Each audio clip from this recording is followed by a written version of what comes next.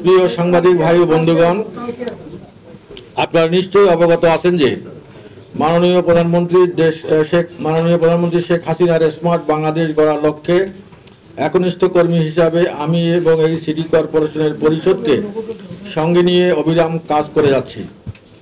বিগত 1/7/2024 ইংরাজি তারিখ হতে চলমান ছাত্র আন্দোলনের কর্মসূচি চলাকালীন বিগত 19/7/2024 ইংরাজি তারিখ অনুমানিক সন্ধ্যা 7টা হতে শুরু হয়ে আনুমানিক রাত 12টা পর্যন্ত রংপুর মহানগরীতে দুষ্কৃতিকারী কর্তৃক সহিংসতায় রংপুর সিটি কর্পোরেশনের বিভিন্ন জায়গায় স্থাপিত মালামাল অজ্ঞাতনামা 1000 হইতে 2000 জন দুষ্কৃতিকারীরা সিটি কর্পোরেশনের বিভিন্ন গুরুত্বপূর্ণ পয়েন্টে ধ্বংস সাধন করে, যার ক্ষয়ক্ষতির পরিমাণ প্রায় 3 কোটি 20 লক্ষ টাকা।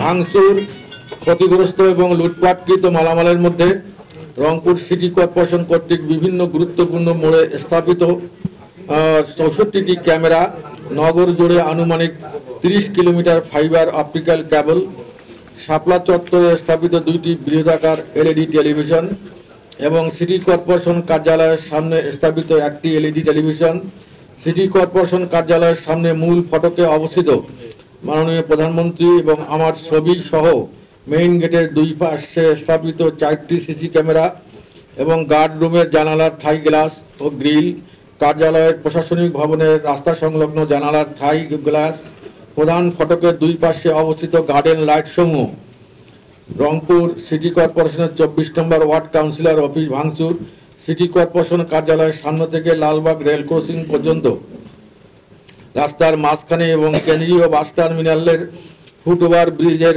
নিচের 2 পাশে অবস্থিত ডিভাইডারের প্রোটেকশন গ্রিল এবং শাপলা চত্বরের গোল চত্বরের গ্রিল সমূহ, নগরীর জাহাজ কোম্পানির মোড় এবং লালকুঠি মোড়ে স্থাপিত ডিজিটাল ট্রাফিক সিগন্যাল, কেন্দ্রীয় বাস টার্মিনালের 2টি এলইডি সাইন ইত্যাদি মিলে রংপুর সিটি কর্পোরেশনের ক্ষয়ক্ষতির আনুমানিক পরিমাণ দাঁড়িয়েছে 3 কোটি 20 লক্ষ টাকা।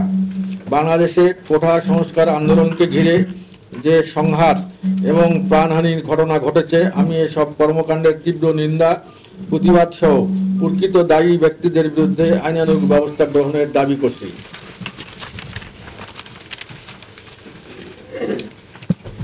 পাশাপাশি নিরাপরাধ জনগণ যাতে হয়রানির শিকার না হয় সেদিকে আইন প্রয়োগকারী সকল সংস্থাকে অনুরোধ জানাচ্ছি।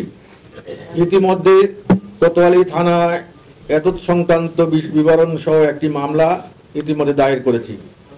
আর এই ব্যাপারে আমরা সব পক্ষকে সংযত থাকার আহ্বান জানাচ্ছি। আমরা দেখতে পাই যে সারা দেশে ইন্টারনেট তথা ডিজিটাল ক্র্যাকডাউন পরিস্থিতি তৈরি হয়েছে।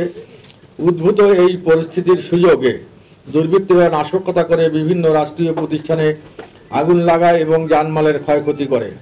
প্রতিবাদী শিক্ষার্থী এবং সাধারণ নাগরিকের সঙ্গে এসব সহিংস ঘটনার কোনো সম্পর্ক নেই।